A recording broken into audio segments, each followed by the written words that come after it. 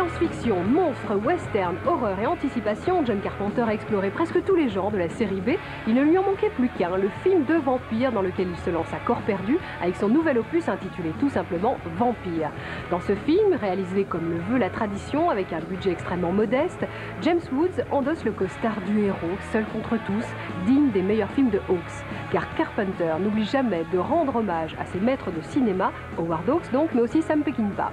Plus qu'un grand de la série B, Carpenter s'affirme comme le créateur d'un nouveau type de série, la série C, la série Carpenter. Have you ever seen a vampire? They're not romantic. Forget whatever you've seen in the movies. They don't turn into bats. Crosses don't work. If you want to kill one, you drive a wooden stake right through his heart. En quoi un vampire est-il un personnage séduisant? À l'origine, les vampires représentaient la répression sexuelle victorienne. Et ce qu'il y a en dessous, en fait, c'est l'obsession du sexe. Dracula saignait ses victimes à mort pour les posséder. On a toujours voulu faire un film de vampires ensemble. À l'origine, je voulais que John adapte le Dracula de Bram Stoker, mais Francis Ford Coppola m'a devancé. Ça aurait été formidable de tourner dans des décors très théâtraux, très baroques, dans le style Amadeus. Ça aurait fait un fantastique film d'horreur. À la place, on a donné dans le western gothique avec des vampires. Je ne voulais pas me retrouver à faire un film en costume dans un château en Europe avec un acteur déguisé et de la brume sortant de tous les côtés. Ce n'est pas mon truc. J'aurais été perdu. Moi, je n'ai pas une sensibilité européenne. Je suis un Américain pur jus et il fallait que je fasse un western.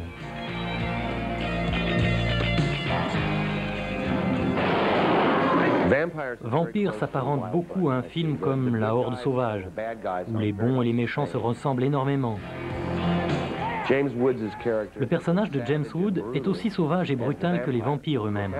Et c'est indispensable puisqu'il les chasse.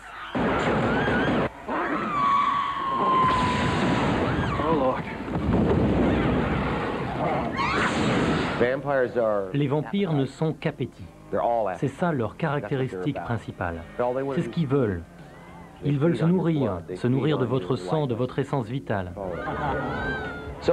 En fait, il y a des vampires parmi nous, des vampires intellectuels, des gens qui puisent leur énergie dans le cerveau des autres. Et il y a des vampires partout, peut-être même dans cette pièce, qui sait.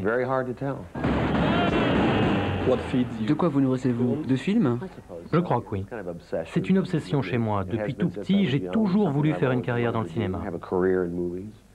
C'est ça qui me plaît. De quoi avez-vous peur? On a tous peur des mêmes choses. On est avec la peur de la mort, de l'inconnu, la peur de la perte, la peur de la mutilation. Et donc, en faisant un film qui traite de la peur, on touche toute la planète, toute culture confondue.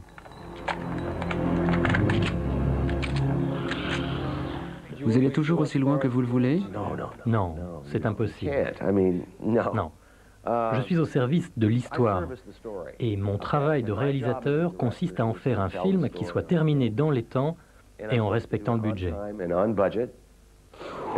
Je suis censé faire un film aussi commercial que possible. Et faire un film interdit aux moins de 17 ans, ce n'est pas dans mon contrat. Je ne peux pas aller aussi loin que je veux. Je suis comme un plombier qui vient réparer vos toilettes. J'arrive avec mes outils, je répare et je rentre chez moi. Vous n'êtes pas un artiste? Je sais pas. Je ne sais pas ce que ça veut dire. Quel est le message du film? Qu'il faut se battre pour être un homme. Les vampires, les monstres représentent en fait les hommes et leurs démons. Et si on n'y prend pas garde, si on n'est pas vigilant, ces démons risquent de prendre le dessus.